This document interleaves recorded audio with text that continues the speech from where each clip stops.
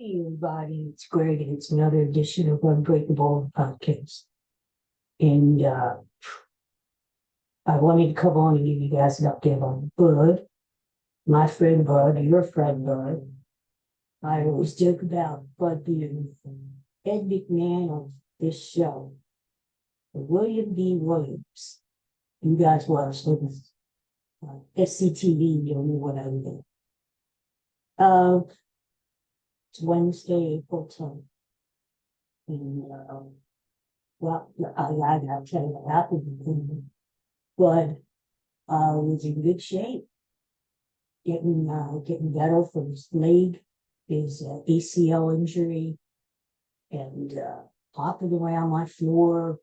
Made a little apartment for him here, my room, yoga mats down, and getting better. And all of a sudden, in fact, we did a podcast in the morning. All of a sudden, Monday about 12 o'clock, at 12 o'clock, maybe later. He got sick. And just, nauseous, diarrhea, couldn't catch his breath. That was scary part. And so we took him to the local vet emergency place nearby.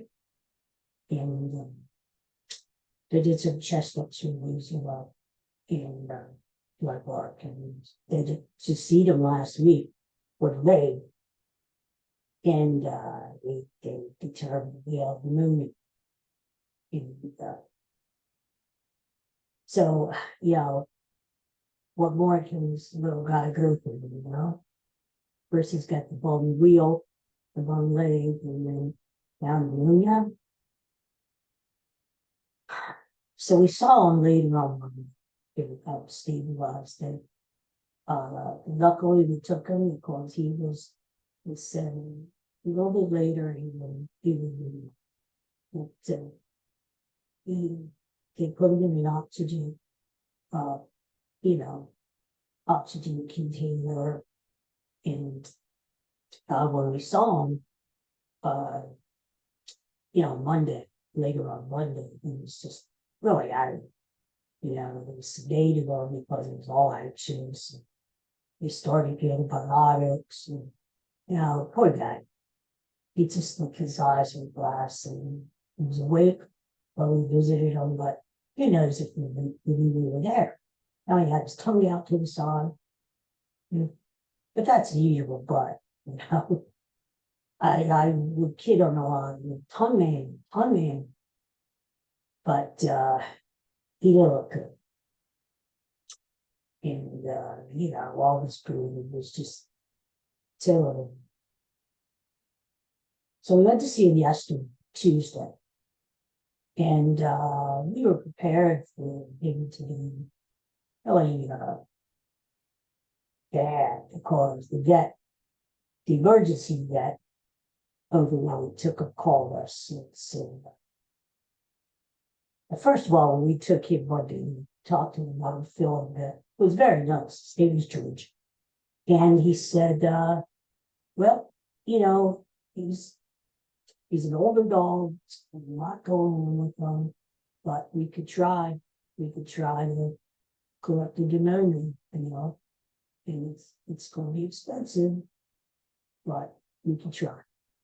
Well, we decided, let's give it a try. We have to give it a try. He is such a fighter, one tough cookie that we're going to give him a chance. So it wasn't improving, Tuesday morning, the vet and said she brought up the issue of quality of life, end of life, whether we were thinking about euthanasia, but and of course the thought crosses your mind that you don't want to do, but I don't want him to suffer. I didn't want him to suffer, but by the same token, knowing that Bud had gone through so much in his life, And he came up to me from Alabama. He was a rescue dog. He was on the streets of Birmingham, Alabama, scrapping his way for food. Finally got taken to a shelter. Uh, we found out someone had broken his jaw. And we just found out last week when they were doing the x-rays for his leg that he had a BB pellet in his back too. Someone had shot him in Alabama. So what a courageous soul, what a brave soul. And it's a wonder, they always say he doesn't like men. Well, it's a wonder, it's no wonder. And now he was abused. And him and I are just buddies, 10 years, just a lot of people say I saved his life because, as I found out, he wasn't adopted, or I adopted him, and we're going to put him down because there's a big cat population problem in the South, and they don't have enough homes. And so he was very close to being put down when he was only 2 years old. So here he is, he's 12. He's lived 10 good years with me. And here he is again, facing death. And so I said, well, let's give him a chance. Well, yesterday morning, wasn't doing too good. That called me different though, saying, well, kind of really negative, saying, I don't have a good feeling about it. She was being realistic, which is one thing, but being a little bit too negative, pushing the euthanasia thing. And I'm like, yeah, I'll hear you. But he's a fighter, and I don't want him to suffer, but I want to give him a chance. I went to visit him yesterday around late in the morning. He looked like the old guy. He was in the container because they said he can't take him out of the oxygen for too long because in regular air he gets burnt. And they have this little window that they feed him, feed him. Well, if he wasn't feeding, wasn't drinking, they had him hooked up to IV. And well, he was wide awake compared to what we knew. He knew who we were through the glasses. He even got up, on a bad vein. He got up out of his comfy bed. He came over to the window. And I was touching the window, and he was touching it back with his hand. It's just, we took him his Oriole, which is his favorite toy, and put it in in his bed for him. Just thinking of ways to make him comfortable, ways to so he's not so anxious. I know he misses home. I know he misses Katie. Katie was so soon. She was up Monday to gone. And today she's looking around the house for going into his plate, which used to be her plate when she was little. Just missing, But he looked great. So we said to the vet, same vet, we got him yesterday. So he looks really good. In fact, she said she was surprised how she was. He was huffing and puffing because we were there, so he was asleep. So, we had hopes, Went back last night.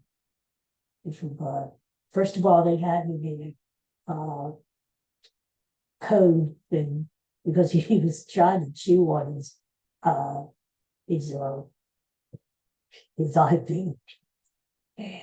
Maybe after he saw us, he was trying to break out, with that. And so he didn't like that. And he was awake, but he wasn't as sharp as he was in the morning yesterday. So we took him down some food, his favorite.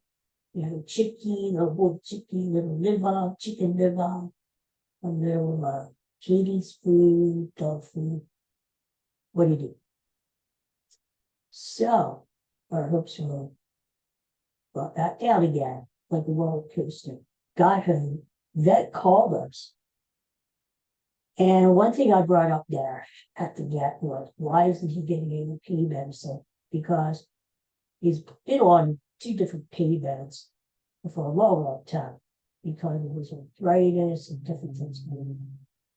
And especially now, after we heard his leg, the ACL, he needs to be on pain medication. Well, they won't give him pain. So let's give him some pain medicine for us. First of all, it's stupid to talk about it in life.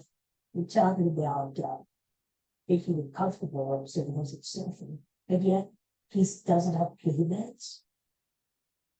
I said, I know that the mind needs to keep him down and feel the island.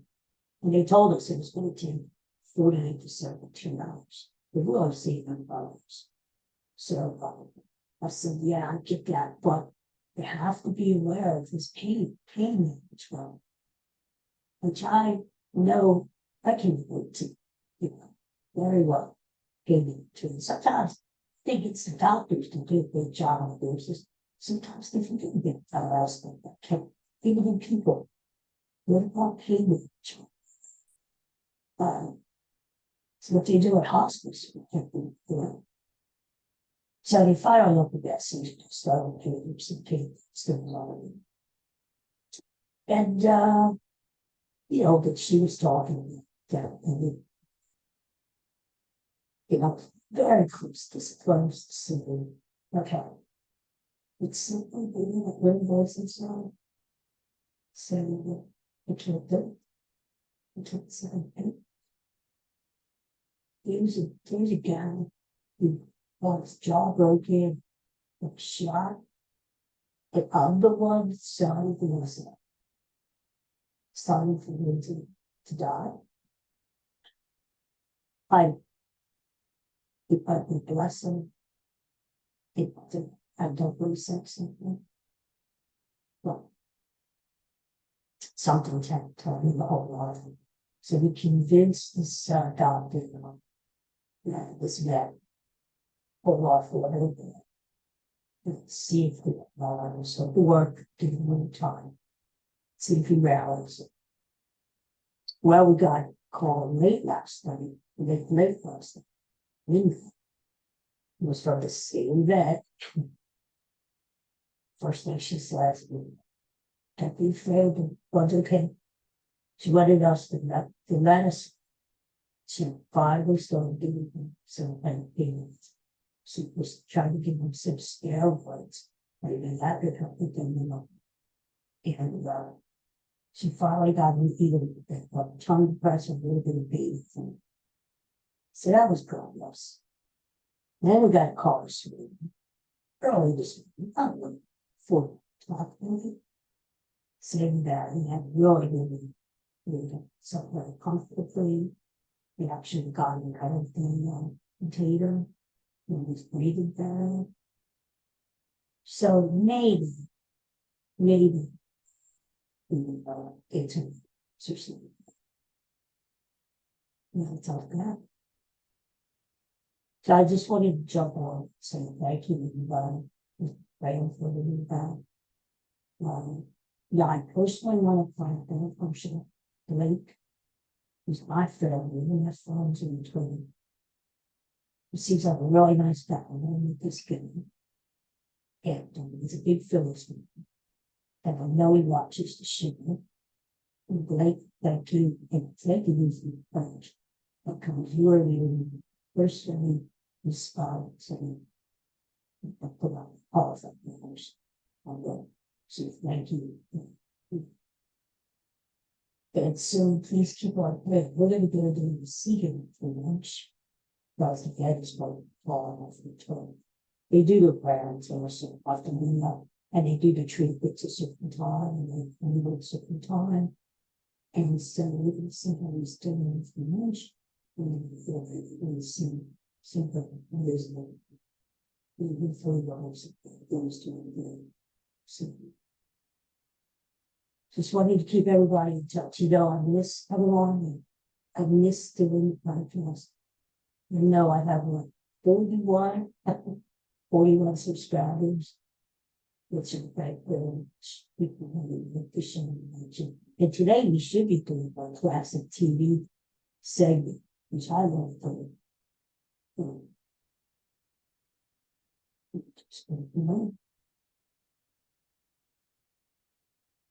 I'll give it a couple of Sarah King, right? So hopefully we get together, kick this pneumonia, maybe come, this little bit, we'll be back to so then we there, ladies. And I'll be back doing podcasts and having fun. Here talking about other stuff, especially sports, especially Fridays and the Eagles. And yeah. I guess the last thing is if you're ever in a situation God never, if we are you have a very friend who's sick in the hospital, or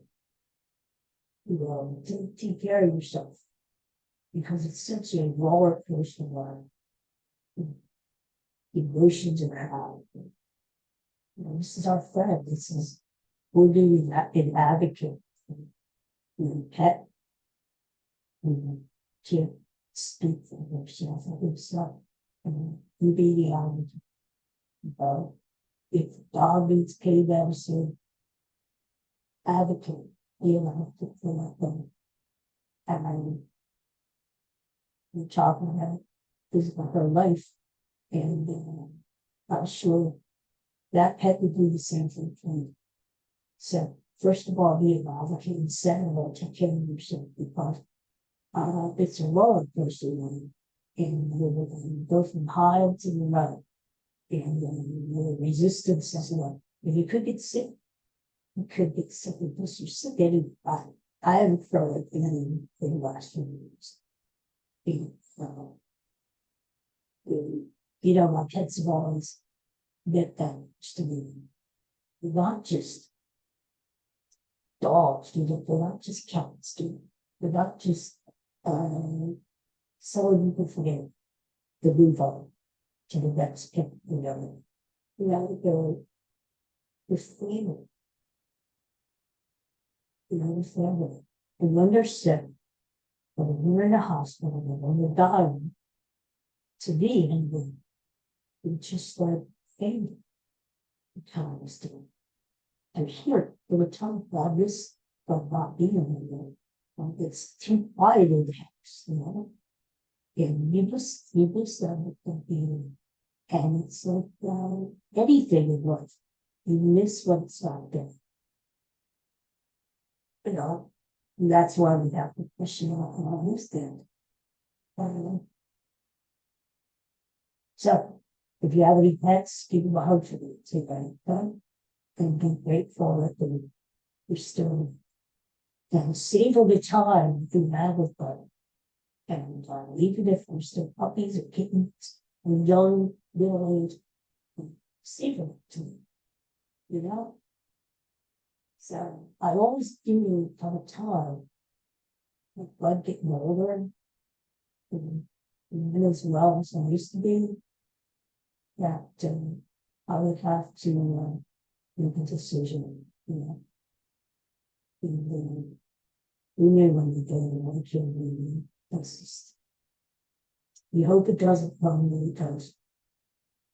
So savor that time with your furry friends and your family. So that, and I'll keep in touch about whether I'll pop out in the mail. Maybe one day with one, and all of a sudden you'll see Buddy, there's usually a spot on one there. And people politics. So thanks again for all the things. Nice speaking for me. Talk, that's different. You see that?